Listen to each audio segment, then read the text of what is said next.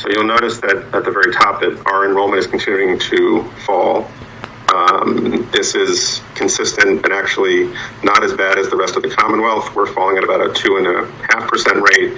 Across the Commonwealth, public schools are falling over 3.5%.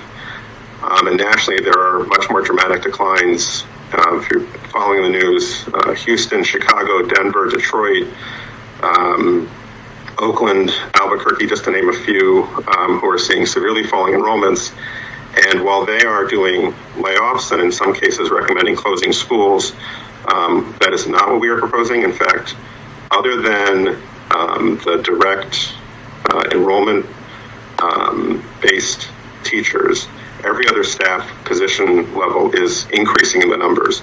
And that's as an absolute number, not relative to the students, but actually increasing total numbers. So more assistant principals, more special education teachers, more counselors, more secretaries, more student climate staff. And again, the student climate staff is not just numbers of people, but also doubled hours.